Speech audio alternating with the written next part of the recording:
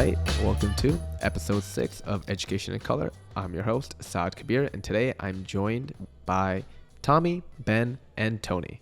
Do you guys want to introduce yourself to the audience? Yeah, my name is Tony DelaRosa. I am an anti-bias, anti-racist consultant, educator, speaker, and more. Hey everyone, I'm Tommy Nguyen from the Bronx. I've been an educator for the past 4 years, going on my 5th year. Just happy to be here, so thank you. What's going on, everybody? The full name is actually Ebenhaezer Alwi, but it was just so hard for people to pronounce over the years, so I chopped it up to Ben. I'm a math and computer science teacher here with the DOE from Queens, New York, so with all the love. Appreciate it, guys. And Queens get the money team because I'm from Queens too. Okay. But with that being said, let's move on to our first question, and I'm going to open it up to all of you guys, so feel free to jump in whenever you want. It is, what was your educational experience like growing up, and how was your relationship with school and education in general? Sure. Education, I would say, I grew up in San Diego, California, military-based kid. So it was very diverse. People from all over the globe.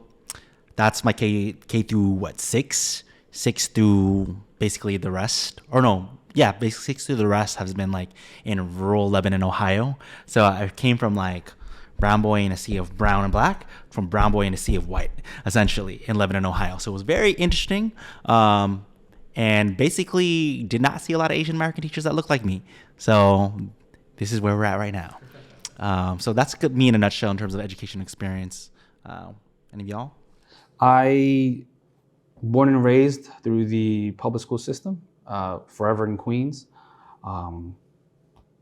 Thomas Edison for high school, went to CUNY, and then I went to St. John's. I never left the States for education, so really born and raised.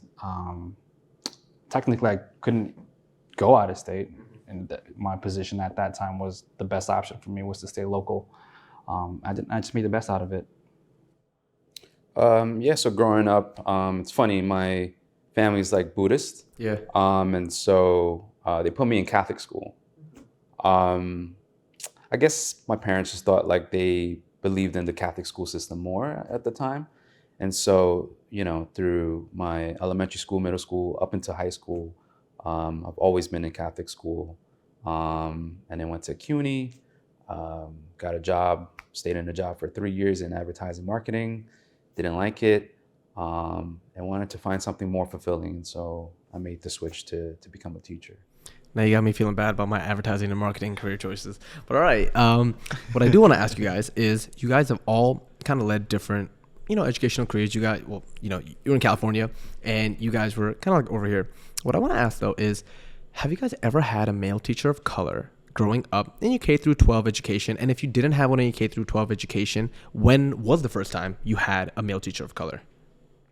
I remember one teacher in my high school. It was my math teacher. And he was the only teacher to give me 100. I worked hard for his class, but he was just the only one I remember. There could have been a second one, but I remember him standing out the most. And then in college, I don't remember many. What about you guys? So when I was in high school, actually, I went to an all-boys school, and the majority of the teachers were men, but mostly white men. Oh. But the one teacher of color that I do remember specifically was when, I think, 3rd or 4th grade. He was actually Filipino. And he wasn't even actually my teacher. I was in an after-school program. And he was just one of the teachers that were kind of overlooking the after-school program. And him and I always had that bond, that unspoken bond, about just this, on the other Asian person. The unspoken bond, I love that. Yeah, in a mostly, Black and Latinx community. So.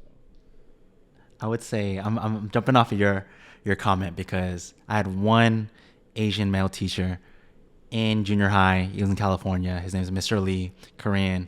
I was scared of him.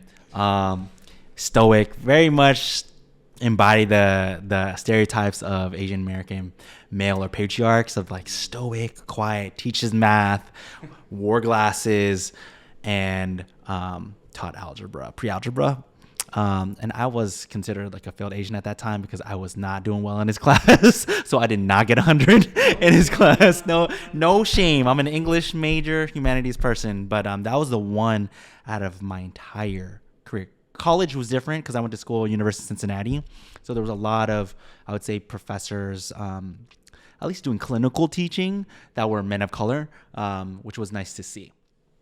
Funny enough, you mentioned Mr. Lee, who you said was from Korea, right? Yes. I also had a Korean teacher in high school, and same thing. I wasn't, it's kind of like the black sheep Asian, not good at math. But the thing is, I got a 55. He was teaching me trig. He was also teaching me like pre-algebra and all that other stuff.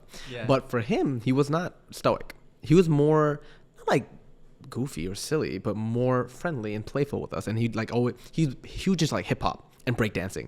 So straight up, like when we had I think at DelaRosa, which is like a catering hall or something like that, we had a end of year event. He cleared the dance floor. We had a little circle from the middle. Started breakdancing. He was doing like that crazy break where you're spinning on your head, and then we're just like, okay. But the funny part about that is, through his he was just so motivated because he wasn't getting paid for coming earlier. He wasn't getting paid for leaving later. But he'd always be the first one in and the last one out. I needed help with trigonometry. I was horrible. And after I studied with him for like a whole semester, I got 100 the next semester. So it's kind of like, the rags to riches story. I was like, oh, now I'm good at it. But eventually, then I got older and I kind of forgot about all the X's and the Y's. But still to this day, he always stands out in my mind because I'm like, oh my God, like this is the first time where I've actually had another Asian American teacher who... I don't know if this was the same for you guys, but growing up, it's kind of like Asian men that I was more affiliated with. They were always more stoic, not really in touch with their emotions. Right. We do have a personality. Like we are funny sometimes. We could crack jokes. We're not always so serious in the classroom. So I mean, that's just my experience. So it's funny that you bring that up because Mr. Zuleika, that was his name. He was actually like super goofy. And I think that's what like drew me to him, even though he never taught me, it was just that connection, that he really took the time to kind of like get to know me and just, be that person in my life. So, yeah. Wait, let me ask you this. Do you yell in the classroom? I do not yell. I never yell. All right. Do you yell in the classroom? Do I yell? Or did you? Yeah. No. Because now since we already asked that question. There were moments during my first year, okay? So you said Catholic upbringing. My friend, I had Irish Catholic upbringing, on Sundays. So I wouldn't say like hardcore like every day, but on Sundays. And then my dad prays every day. So I saw that and I embodied that. And part of that patriarchal and also Catholic side of accountability comes out in yelling. And I think I don't want to stereotype immigrants, but part of immigrant families, it normalizes yelling as a normal mode of communications. I yelled my first year, which didn't work to my kids because it worked for like the first 3 days, and then I exhausted myself out, and I realized that's not how you teach. It just doesn't work. Exactly. It just doesn't work when you yell. The thing that I've realized is that when it comes to kids, and actually before I answer that, when it comes to the immigrant thing, yes, I don't know what it is, but like my family, whenever I talk to them, I'm like, yo, why are you guys all yelling? But I just think that's just like the normal tone of voice. It's not a bad thing. It's not a bad thing. Yeah. It's a normal mode of communicating. We're very expressive, right? But sometimes you think that translates into teaching and pedagogy, right? But it does not. So to go off what you guys were saying, yeah, yelling doesn't work. I used to really just roast my kids, and I think maybe that's like a very New York way of doing things because one day I came in with some really, really beat up Air Force Ones, the white ones, and so they're kind of musty. I'm not even gonna front, and my kids were like tearing me a new one. I had to go back home and think to myself, do I want to be roasted by my kids again tomorrow, or should I just cop a new pair of Air Force Ones? So I copped a new pair of Air Force Ones, and then I decided, all right, let me fight fire with fire, and I started roasting them. And then lo and behold, they loved me. And at one point, there was one teacher who told them, shut up, guys, or something like that. And they straight up told the teacher, you're not Mr. Kabir. You can't tell us what to do. I was like, all right, good. I know that roasting you guys works, and this is why I love you guys the most. You almost have to earn your stripes with the kids. Exactly. You have to earn their respect. In some way, shape, or form. It could be just communication or just simple, relationships that you build with them through small conversations. When they come into the classroom, like, do you greet them? Like when they leave, do you tell them have a good day? Right? Like little small conversations that could really change the way it may drive, the rest of their day. Sports for me, like if a kid wants to talk trash sports, Right. don't do it here, do it on the basketball court, we'll do it there. I've had my fair share of shame. Yeah. Kids beat me a lot. So you know what? Funny enough, since we're already talking about kids in the classroom, I want to ask you guys, how did you all start your professional careers in education? I started teaching in Japan. So I was like, I got like a little scholarship to go on a Pell Grant scholarship to go to Japan for a year. I thought I was going to be a Japanese interpreter with Delta Airlines. I had the final interview, but then, I started teaching English in Japan at the same time, which got me excited about what I could do on a community level, right? So I turned that job down, even though, sky's the limit. I don't know what the brand is, but, I was about to do that. And then I did an alternative teaching program. I did the Teach for America program in Indianapolis. Taught in a public school, elementary school.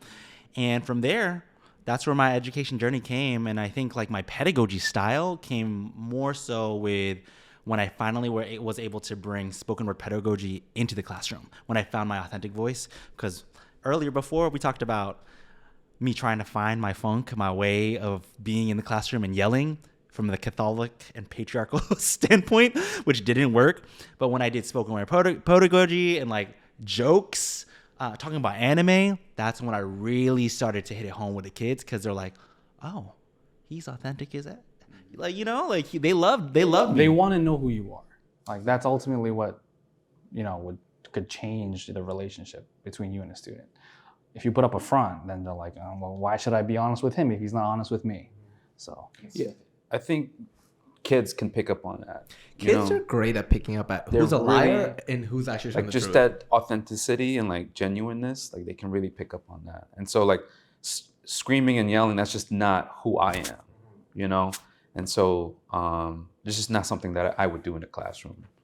Screaming and yelling. Yeah. I initially did not want to become a teacher. My undergrad was in computer science. And it was during that time, I think it was Obama, I remember, was president, and he made some announcement saying that he wanted to have computer science for all up until 2025. At that time, I remember when he made that announcement, I was working for a nonprofit after-school program as like a technology activity specialist.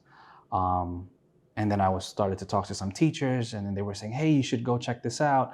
So I began talking to, some admins over at the nonprofit I used to work for, and then they kind of guided me through. They kind of really broke down, well, if you become a teacher, this is going to be, your day-to-day structure. Because the majority of the people at that nonprofit I used to work for were mainly teachers or professors. Okay. A lot of the people who wanted to work at that nonprofit went through their program to become a teacher.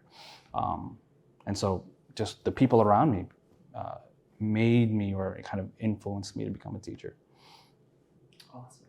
Yeah, it's like osmosis. Yeah, it's like just you weird. just were like around it, and then you just become it. Kind of like the product of your environment, so yeah, to speak, right? Yeah. Love that. Yeah. Well, speaking of the product of my environment, again, I was in advertising and marketing for just over 3 years, and I'm a career changer. And I think me becoming a teacher was really two reasons. The first reason was that I didn't enjoy my job at that time. And the second reason was that I really wanted to do something that was fulfilling for me. That I'm able to like wake up every morning, be invigorated every single day, be motivated, and that wasn't something that I got from the advertising and marketing career that I was in. And so, I want to ask you a follow-up question. So you mentioned that you were a career switcher. And so what I want to ask is really, what spurred that, okay, I need to change gears and go to a different career field? And then why teaching? To be honest, I was like depressed at the time, I think, just waking up every single day, just the same rat race every single day, from that 9 to 6, taking the train into the city. Sitting in my cubicle, not really conversing with anybody, interacting with anybody, just on my computer every single day in and day out. I think it eventually took a toll on me, and so again, like I wanted to and like growing up, like I had like in my adulthood, I have like 7 nieces and nephews, and so much of the time their parents were at work, and so I would kind of like tutor them. And so, you know, I realized like I really enjoyed tutoring my nieces and nephews, you know, and so I just, you know, was job searching. I saw the teaching fellows ad, and then I just took the leap. And funny enough, we just had on the previous episode the director of Teaching Fellows and Teaching Collaborative come on. So I do want to ask you, how was your experience like in Teaching Fellows, and do you feel that it adequately prepared you to become a teacher in New York City? Yeah, it was. To sum it up in one word, it was a lot. Just being in grad school and having to find a job that same fall. You know, I went through the summer, so I was part of the 7-week training, and then started working like that September. You know, I didn't know what I was doing. You know, being in grad school, trying to manage my time. You know, so I was just really, you know, coming from the more experienced teachers, they would just tell me, just try to survive, just try to stay afloat. Right. You gotta pass your first year. Yeah, I feel like that's your like first year, you gotta pass. similar to like frats, sororities, etc. That's the hazing. Either you survive the first year, you're good. And you can use that your first year. It's like, it's my first year, just give me a break. Yeah. And then you just learn from that first year. I wish we had that more like put on us around like, your job is just survival. Like, it was just like a brand, like in your first year. Survival and learn the ropes, because if you're going to be in it for a while, just learn what we're doing. And that survival aspect actually links to being humble, right? And links to mental stability, which now is a crisis right now for teachers. And it also leads to teacher retention falling down, right? So, like, I feel like if they would have just told us in the beginning stages it was okay to just survive, it would have been a different story. Sometimes I wished my first year, you get to teach with another teacher for the whole year. Kind of like a co-teacher type. Yeah, but then you have to do it, only because then you can see the day in and day out. You can see the routines. You can establish, procedures in the classroom. Yeah. And then, year one, again, this is just me looking back. Year one, you teach with somebody your whole year. Year two, maybe then you go on your own. Or then maybe year two is like, it's optional. Someone checks in on you that's just something looking back. Man, that first year was hard. It was really, really difficult. So, I want to ask you a follow-up on that. What do you think was the hardest challenge you faced in your first year of teaching? Oh, it was the personality of New York City students.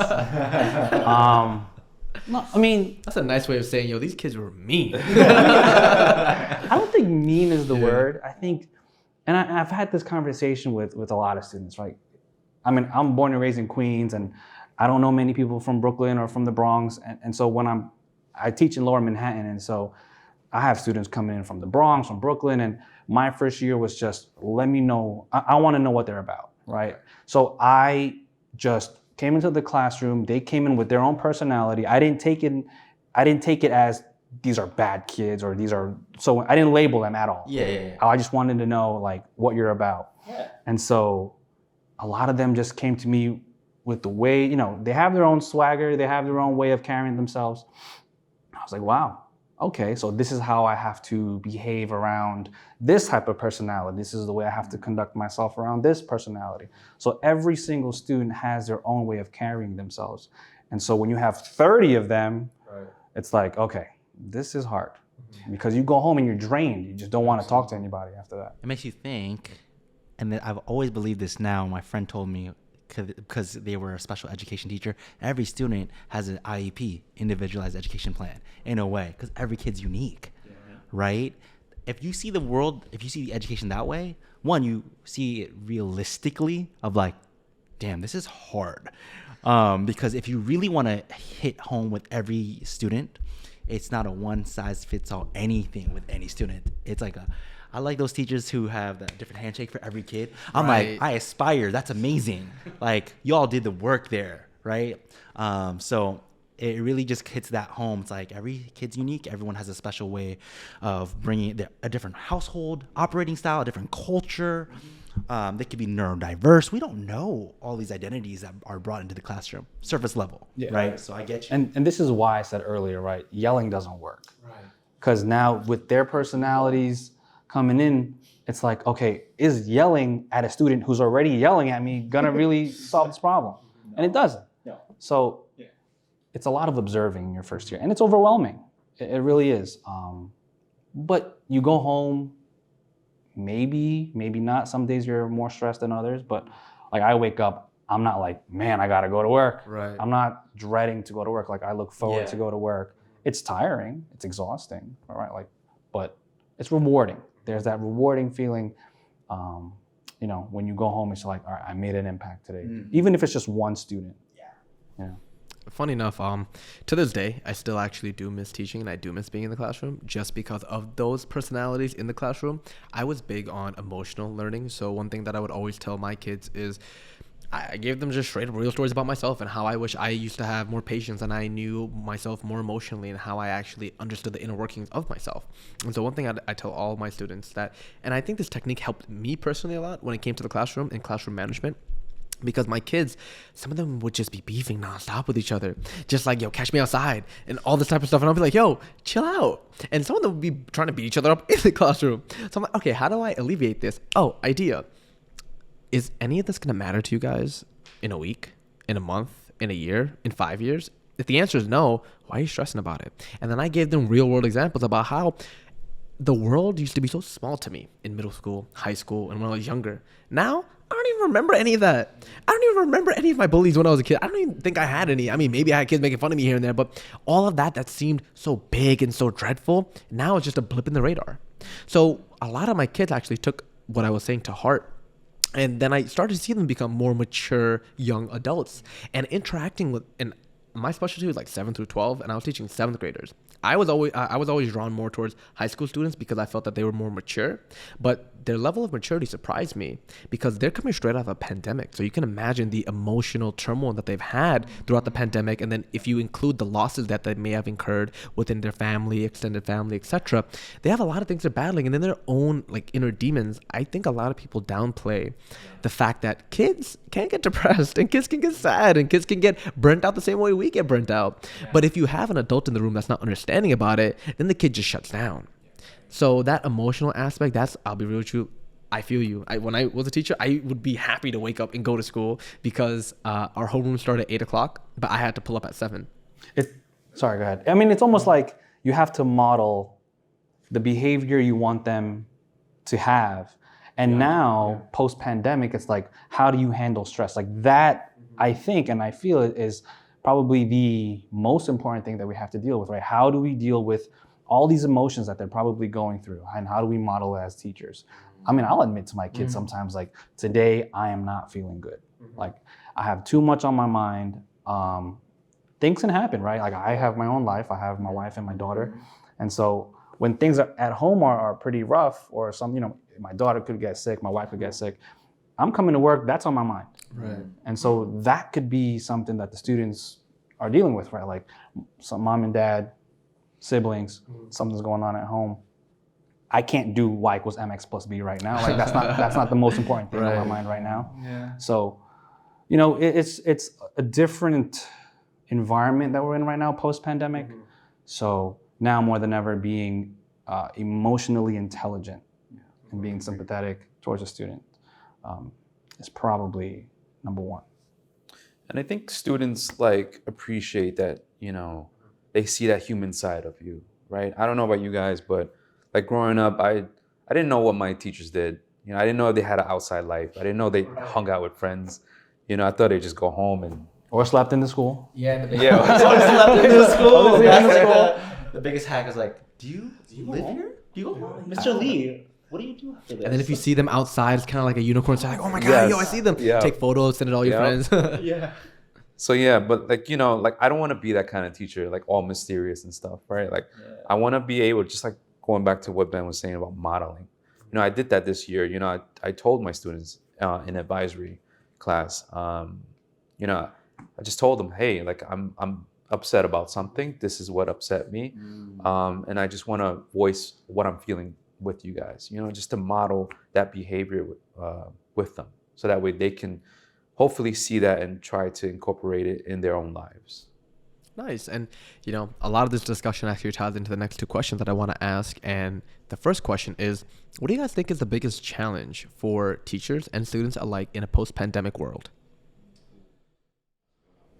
Ooh, I think the thing that comes to me, and this is from like having coached teachers, again, I will admit that I was not the teacher in front during the pandemic. It was like literally right before is when I like stopped doing the teaching, inside and outside of after school programming.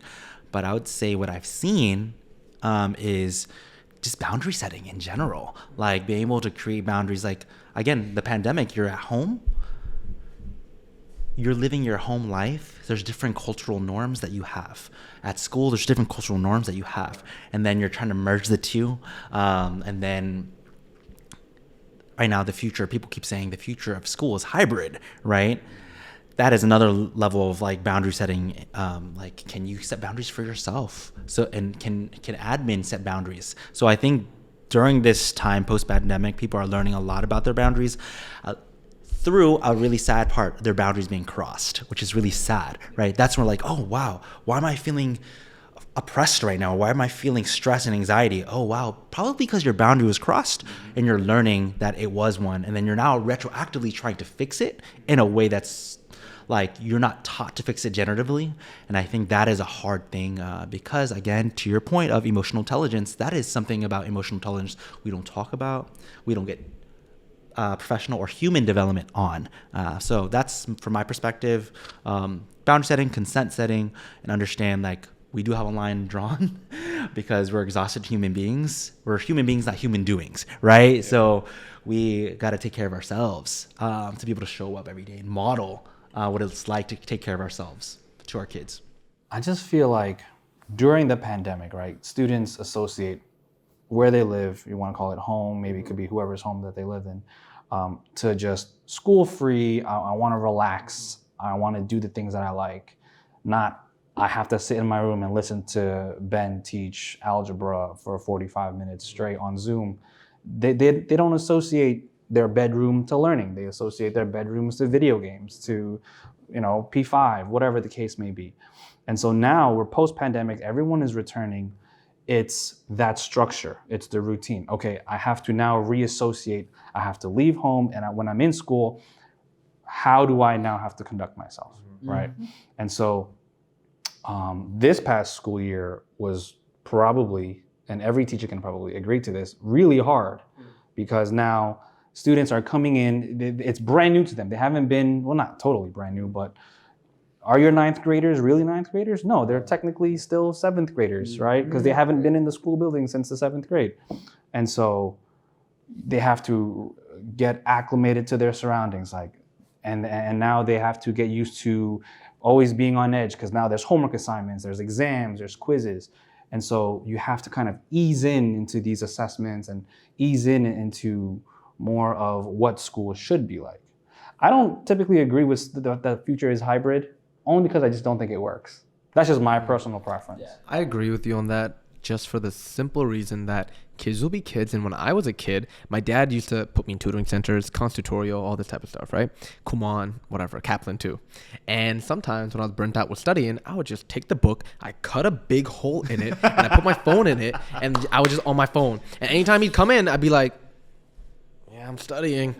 So with kids, and when I was teaching 7th grade, I realized, and I was upfront with them, I told them, look, I know you guys don't have your cameras on. That means you're probably not paying attention, and that's okay. Like, what am I going to do? Force you to pay attention in the comfort of your own home where you're trying to associate, like you said, that with comfort and being relaxed. And so when you come to hybrid, and this also goes to your boundary setting too, because kids, they're not the greatest at setting boundaries, and they're very good at crossing boundaries. Adults are not good at setting boundaries. So like, how would you expect from kids? Yeah, exactly. And so that's why, like, I really feel like when it comes to the structure, something they miss and crave too, because what are they? I forgot who it was, but one of my professors over the years, she told me something, or he, yeah, it was a he, and he told me something, and it stuck with me. Like it or not, kids don't come to school for you; they come to school for their friends. So if that's the case, if you have that hybrid model, that isolation makes it so much harder for them to interact with their friends. And when they do interact with their friends, it's typically only on social media-esque type of platforms, which then is another ugly can of worms because you have a lot of cyberbullying that goes on with that too. And then that gets under kids' skins much easier than, like, I guess, traditional bullying it was like back in the day for us or something like that, right? And so I think that's the reason why, like, being in school 5 days a week for kids provides them that structure, and then it also provides them the social etiquette to carry themselves in just a normal, setting. And so, I'm glad that we've been talking a lot about this increased focus on mental health and kind of the well-being aspect of it. And that does tie into the next question, which is, with an increased focus in mental health, many teachers and even students are much more informative about how to protect their mental health and emotional stability. So I want to ask you three, how is this beneficial to teachers and students alike? And do you have any advice on how they can care for themselves in that capacity, both teachers and students? I would tell students, right, when you are trying to just relax or trying to deal with all these emotions and feelings that you get through school. Number one, when you're home, put your phone away. I know it sounds weird to like not be on your phone when you're home, but being on your phone is like just leaving your computer on and you have something just in the background, you're processing something over and over and over again. And sometimes you just have to put that away, right? Really let your mind just not run, not process anything on social media. Go outside, play some sports, stretch, go get a hobby, anything that just gets your mind away from processing some sort of information. And now you're tapping into more of your creativity side, right? I want to play, Kinesthetic learning. Yeah. Yeah. You want to do whatever you want to do, but you enjoy it. And it's like not tying into like processing more and more information on your phones. That was a very tangible piece of advice. So I really appreciate that. So benefits, I would say, I don't know. I just feel like, again, I'll go back to myself. I'll go back to like what I manifested in my second years of teaching. For me, first 3 years, anxiety. I had a lot of anxiety just pent up in my body. Like you said, a lot of information. I think it's also part of like the model minority, trying to be like excellent in everything I did. In early at an impossible stage of life, right? You can't be excellent at your first year of teaching. That is impossible because you're just learning it. You're just trying something new. So you can't expect that. But that was self-imposed on myself. It was put because of obviously the model minority myth, as we all should know. It shouldn't be jargon. It's like the idea it intersects Asian Americans that were seen as like whiz kids, math, great, really strong, hyper performers, right? Way back in the day, that has been stuck with us. So that impacted me. So if I had the chance to just interrogate that first, this is from a cultural standpoint. I know other immigrant communities deal with that too. Dealing with that, taking a breather and not letting that manifest onto my students, because I feel like I have held this impossible standard to other students as well, like for myself and my students. So the moments it felt super tense, that's when I can draw back to the source. I was like, wow, I created an impossible standard for my students and they can't jump this high. And they always talk about in teaching, like proximity, what is it called? ZPD, zone of approximate development, right? Which is so important. And I did not listen to some of the basic foundations of, yes, kids can only jump so high. And I'm like pushing them to this extra level because I'm like, well, we got to catch them up from, they're missing this many years. And that is such a horrible way of viewing that, about our kids, right? About the assets that they bring to the table. So I feel like if I was more asset-based thinking starting the year, my teaching career, I critiqued my own or like just was internally understanding what was manifesting from my body, like anxiety, the trauma, and how that went into my practice. I think it would have been a lot more of a less harmful classroom, more joyful classroom. Joy would thrive more. But yeah, I think like it's a lot of self-work. Yeah. I would also add just talking about mental health. I think this past, normalizing it, just this past year, and something that my school does really well is we had a mental health day. where we talked about mental health. We had workshops around it. What are some things that you can do when you're feeling stressed or feeling down? And I know personally for me, here in New York City, we have at least in the high school level, we have advisory classrooms. And I try to, incorporate these self-care, tools or techniques. I'll usually try to ground the students by just doing a quick, maybe box breathing, just closing their eyes and kind of sit with themselves and ask them to look inward, because I don't know about you, Ben, but in my high school, when 8:24, when that bell rings, like it's go, go, go all the time, the whole day to 2:44, and so I try to slow the day down when the students come to my advisory, and either start them off with deep breathing or just meditation or journaling, something like that, just to kind of have them be more centered, look inward within themselves. I want to add something to what you said about the breathing as a tangible piece. I just learned recently that breathing through the vagus nerve, that technical piece, allows for the body to it does slow the body down, and it allows for people to handle all the tension, like difficult conversations.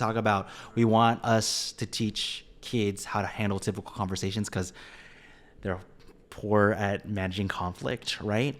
That breathing technique, that you're leaving tangible advice for them to be like, if something happens to them that doesn't vibe with them for any reason, they literally can just breathe and do that exercise, like you said, that comes from like the somatics or like the body or ancestral wisdom. It's just like, and you really literally have to like activate it, right? For it to actually feel it in your body.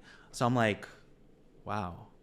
What more body like knowledge that we don't use in the classroom should we be using in the classroom so kids could come out not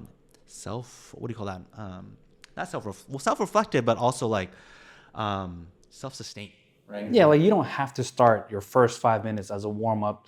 Solve this problem. Right. He just came from gym playing basketball. What makes you think this person wants to solve a math problem in the first 5 minutes? Yeah, right. So it's like, in that first 5 minutes, from whatever classroom that they're coming from. That's how we're taught, though, to utilize time. I mean, now we could change things up. Right? You're right. I'll be real with you. When it comes to that, the whole utilizing time aspect, I was big on the second they came in the room, we're not starting class until 5 minutes after when I ask you guys how you guys are feeling.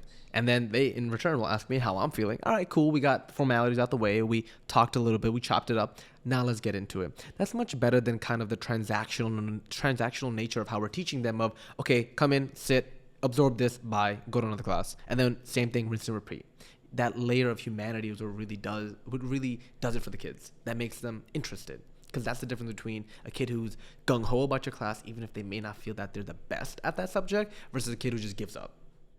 And it's just not only teaching them academics, right? It's teaching them like social, emotional skills, life skills, right? And I really take, my role as an educator, like to that aspect. Not just, I don't want to teach you, how to write a paragraph or an essay, but I also want to teach you how to like treat other people, right? Treat yourself, look inwards and try to identify what you're feeling in that moment and, how to move on from there. I really like the box breathing you're saying, and then to look inward, because I feel like with kids, especially with social media, I know, Ben, when you were talking about putting your phone away, that's a huge aspect, because a lot of kids, I showed my kids this documentary on Netflix, The Social Dilemma. Yeah, my kids, they were in love with it because a lot of them deleted TikTok, Snapchat, etc. afterwards. Which documentary is Social this? Dilemma. It's on Netflix. I gotta show it. And I think the way they took it down. They did. I think it's still up there though. Yeah. And basically, the whole thing about it, and since I'm huge into the whole finance aspect of kind of how things work, I would tell my kids, look, you guys are nothing but a product to these companies. You guys are nothing but a serial number. And so when you start to think of things that way, when you start to, break it down a little more analytically, we realize why we're so wired to just instantly pull out the phone. It's like a nervous tick to a degree. Similar to how, people, if they're hooked on smoking. They can't go a day without smoking a pack. The phone is the same thing. That dopamine It's rush an you get, addiction. right? The dopamine rush you get when you like look at it, browse, you post, you get the likes, you get the shares, you get the validation. You're like, oh my God, I feel so great. But then it all comes crashing down when you don't have it for X amount of time. So for kids especially, and it's crazy too, because even like us as adults, me included, it's hard for me to sometimes be like, all right, I gotta put this down and just like step away. What's your hour average per day? I'm I'm Damn. messing with you. I'm messing with you. I'm messing with you. Get into I'm it. messing with you. I put a timer though, because I was like, all right, I'm on Instagram too much, so I was like an hour timer. And when I use Reddit here and there, but I use Reddit mainly for like financial type of news and whatnot. But if I'm being rude, if I am on my devices a lot, it's more so for like Reddit, anime here and there. I recently started watching Black Clover, and I'm hooked. Oh my gosh. And so one thing that not one thing, I know that's something that I say all the time, like one thing that I want to ask or da da da da. But for our viewers who don't know what AATEND is, can you guys explain the organization's goal and mission? Sure. So as one of the co-founders of AATEND, Asian American Teaching Empowerment Networking Dialogue, it's like mouthful, but it's based off of the African American version of it, which serves primarily supporting Black teachers, right, in NYC. We modeled it off of that program for Asian American male teachers. Since there was a growth between since 2016, I met up with Richard Haynes, who's the director of school support at NYC Men Teach, and he was like, hey, you do a lot of work with Asian American teachers, bring that work here to NYC. So the whole goal is to, one, in the words, teacher empowerment. Do you feel empowered? How do we make teachers feel empowered? Give them leadership techniques, unearthing the passions of the work that you all talk about, things that you really want to bring to the classroom and through your leadership. And networking. Is there moments to network? Showcase your stories like this, right? Meet other cross-sector Asian American leaders in NYC. And then D, development. Human development, professional development. Anywhere from combating anti-Blackness in education to how do you become an AP? How do you become a principal, right? So that is, in a nutshell, of a goal. It's multifaceted, but I'll leave it at that. I would love to hear your pits and peaks of the program so far. This is your second year, and this is your first year, but they're both coaches. So if they're coaches, tells me something's good of the program. Want to go first? Yeah, sure. So like Tony said, this is my second year with AA10. And for me, I find that I'm able to have that community, right, of just other men that look like me, that, come from the same background. Right. And like Tony said, just building that relationship, building connections. And I know for me, something that I got out personally from this being part of with this group is that I'm able to explore what's next for me. Personally and professionally. I know that I want to still be in the DOE in some capacity. Right. I don't know if I want to teach, for the next 25 years. I don't know yet. I don't know if I want it to be an AP or a principal or a coach or, like a literacy coach. So this year I've, had the opportunity to kind of explore those avenues, and hopefully they'll lead to like a certain track. For year one, I was able to have the opportunity to coach another newer teacher.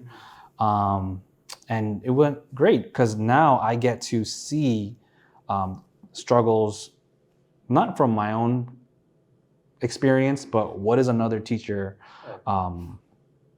in need of support with, right? Like, is it curriculum? Is it time management? Is it just self-development? Is it a professional development? What is it that another teacher is dealing with that I can help, right? Because ultimately, we all want to win. I want everyone to win, and I want others to want for me to win, right? So being in this network allows just everyone to grow individually in their personal lives and professional lives. I got to spend, I think, twice a month with my mentee. Is that mentee? And it was fun. We just spent an hour. Right. And he got to tell me, this is the things that I'm struggling with. And I would, listening was something that I was actually tested on. Right. I find myself like There you go. cutting people I off. was waiting for that. I was like, what about the coaching is helping? The listening. It was the listening part. Yes. I walked away just realizing, let me give space for another person to just speak whatever's on their mind, right? How many times have we as teachers ask a question, a student's talking mid-sentence and we cut them off, right? Like, let them speak. Yeah. Just let them speak, give them the open space and see what unfolds. Sometimes I don't have to correct the person, right? Sometimes the person can correct themselves just by me allowing that space. That's a beautiful coach reflection right there. Oh my Lord.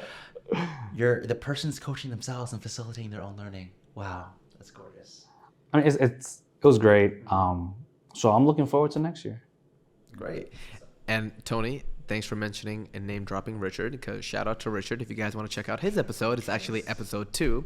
But I do want to ask you, what inspired you to co-found AATEND, and how is the partnership with New York City MenTeach vital? Well, it wouldn't be possible without this initiative, NYC MenTeach, right?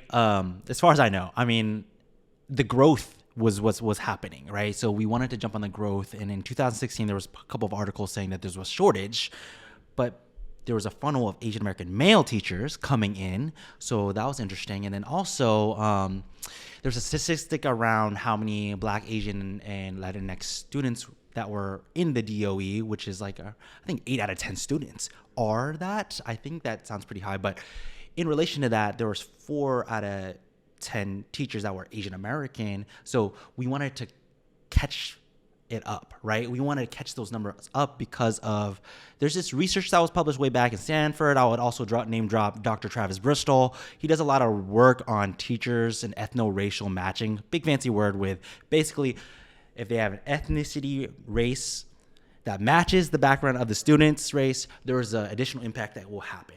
And research suggests that and research have been published, right, all over the place around like retention of students coming in, being participating more, lower rates of discipline issues in class.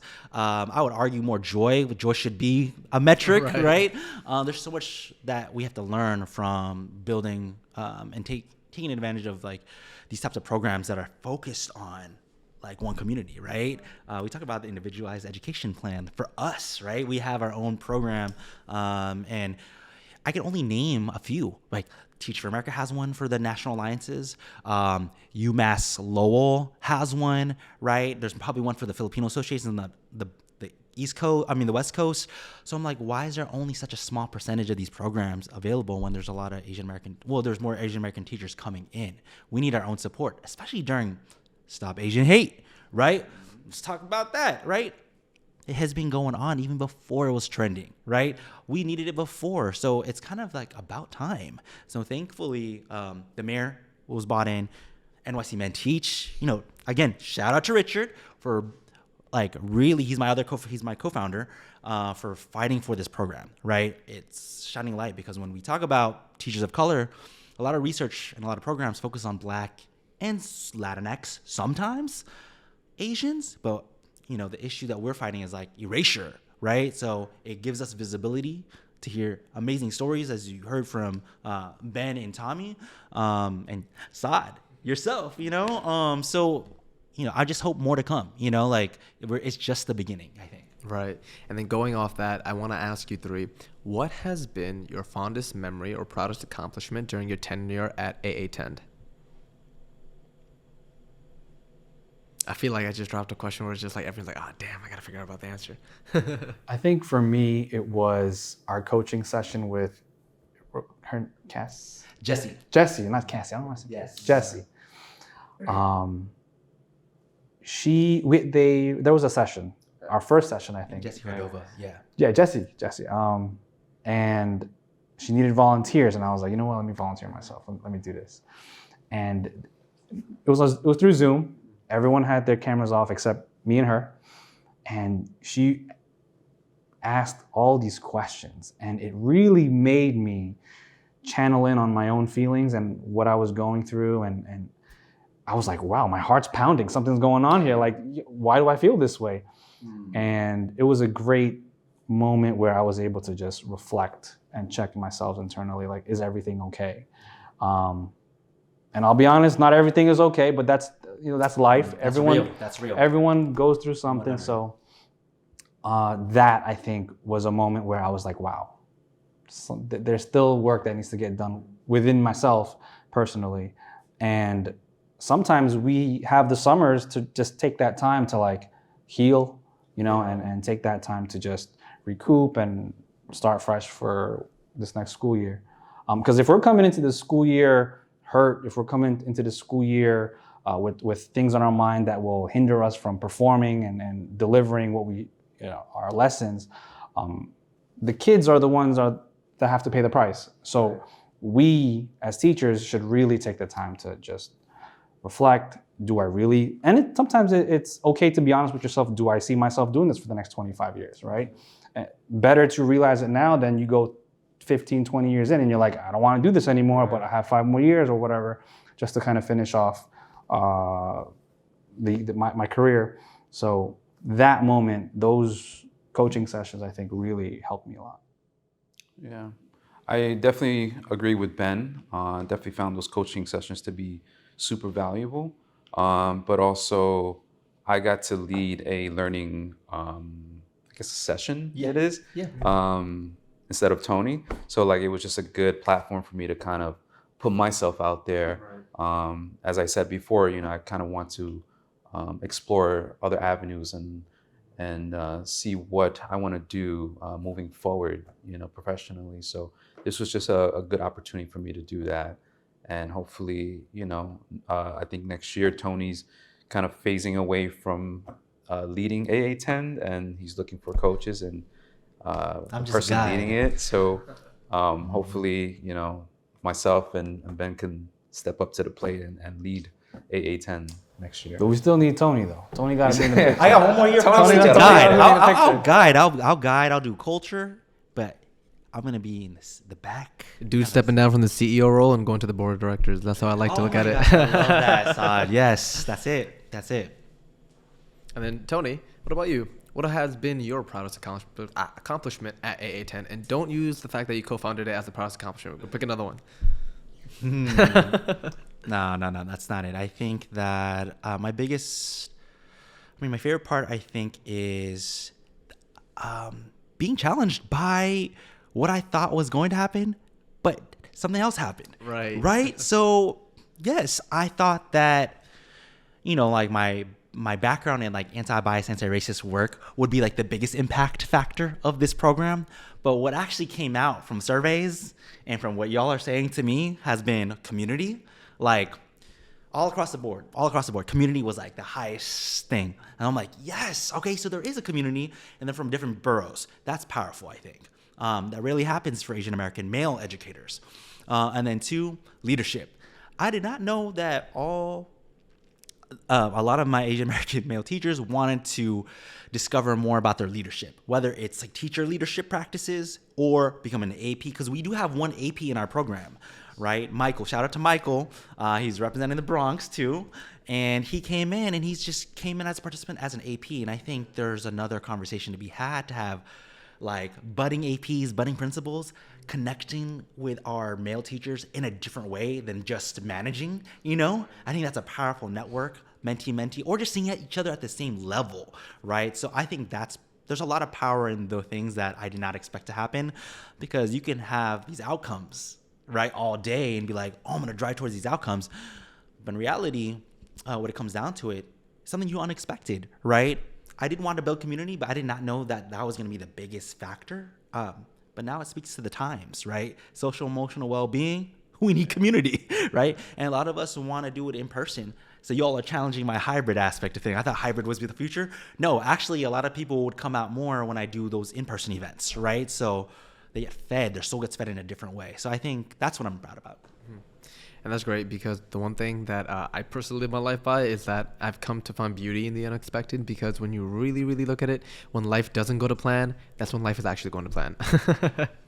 So On that note, with that being said, I will drive us to our final question. And I want to ask you 3. If you guys could go back in time and do anything differently, would you or would you not? And this can be professionally or personally, up to you guys. I mean, I could say a lot, but I'll just keep it concise. Going back, I struggled in my college years, right? Like I hated college so much, and I did not know I was going to become a teacher. And so, would I have done anything different? I think I would have been. I wish I was less stubborn, and just really take the advice from my mentor at that nonprofit. He was really trying to make this pitch. Hey, teachers X, Y, and Z. Really selling it to me. And not just goods. There's also bads, right? Right. I felt like if I was to go back and I was 21, 22 again, go straight into teaching instead of going through these circles in college. And then all of a sudden, you know what? Let me switch my career and go into teaching. Because I went through the fellowship program. And I think the program requirement was you cannot have a degree in education. Yeah, you can't have like a certain amount of. Yeah, so I finished my degree in computer science, and then once I finished, I immediately applied to the program. And I mean, I don't know. There's beauty in the struggle and the things I went through, but I wish maybe I would have gone into teaching more like direct. I think for me, I was never taught how to manage like difficult feelings of anxiety, depression, anger, like all those difficult emotions. And that's something that I didn't get from like Catholic school, right? And that's something that I'm trying to like incorporate now from me being a teacher. Because I know, when I got to college, it was just managing like, for adults is difficult. Managing like huge changes in your routine, right?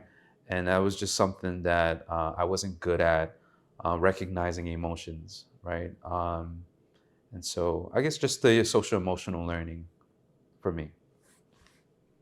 Not much. I would say because now I'm doing a PhD in like ed leadership and policy, focusing on Asian Americans. I think I would have taught, if I would have went back in time, ethnic studies. That I took one course in grad school. Dr. Villarreal, shouting you out right now because she unlocked something in me that I did not know existed about my Filipino-American, Filipinx identity. This is cultural wisdom, like that I never would have been taught in my public school education, right? So being able to unlock that in other people, I think that's powerful. So if I can even go further, say like Filipino-American studies and teach that, because I feel like people would say it's too niche, right? It's not important enough to teach about Asian American studies, right? And that's why we're fighting for it now, right? Through policy. I would want to go back to teach that specifically, know what I don't know, right? No, I don't know about Filipino-American studies, right? Because in schools, college specifically, when I majored in Asian studies, we talked about Asia, but not Asian Americans, right? And that's like the majority of most colleges, right? If there's Asian American studies, that is a unicorn, right? And why is that? You have to I like those big questions. Why do you think that is? That's a big question I always am getting to the truth of. But it does tell us about value, what people value, and capitalism. It tells us about like it's the ethnic, the other Asians are more important and more valuable in learning about than us at home and our experiences. And it also tells us that they probably homogenize us too at the same time. Like, oh, all Asians have the same experience, so we're just going to say Asian studies, right? So I would go back in time and learn more about Asian American, Filipino American studies. All I want to say is this was such a great, riveting conversation, guys. And before we do go off to the send-off portion, I want to ask you, do you guys have any stakeholders, people that you know that you just want to shout out right now? Here's the chance. Just look directly into camera and shout them out. There's a lot. I mean, Let's do top three. Right now, shout out Mr. Powers. He was a mentor of mine back when I worked at the nonprofit. Shout out Mr. Jones. He's a teacher for the DOE. He was my program director. He kind of helped me get into the Teaching Fellows program. Those are my top two that kind of really helped me get into teaching. I'm probably missing a couple people, but I'm sorry if I did. But Them. No hard feeling, guys. Just know that Ben has a time limit because we're on a strict schedule with the podcast. For me, I want to give a big shout out to Tony and Richard. Again, just being a part of AATEND, I've been able to be a part of this podcast, which is amazing. Getting our voice out there, having that Asian American men community has just been so important to me. And then speaking of the fellows, I wouldn't have made it through the fellowship without my two close buddies, Dennis Feliciano and Yancy Sains. There were more, but I just don't want to name everyone right now. And also, I want to shout out the school that I work at, Bronxdale High School in the Bronx. I lied, y'all. So I did have another male of color teacher in Lebanon High School in Ohio. And I should have said this, but I would definitely, because I shouted the other teachers, but I want to shout out Senor Castañeda. I learned my Spanish from you. And now I have a Cuban Filipino son who I can speak Spanish to because of you. And I appreciate you because you were your authentic, unapologetic Peruvian self every single day, playing mana with your guitar, telling Spanish jokes all the time in a sea of white people. And we learn from you, everybody, no matter what walk of life, race, gender. Everyone learned from you because of the magic of relationships that you built in the classroom. So with that being said, I want to thank the three of you for coming onto this podcast, having this great discussion with me. And with that being said, I do want to wrap up episode 6 of Education in Color. I'm doing this thing where I'm like sticking up the fingers, but I know for a fact once it's over like 10, I'm gonna have to be like. But with that being said, we will see you guys next time for episode 7. Stay tuned.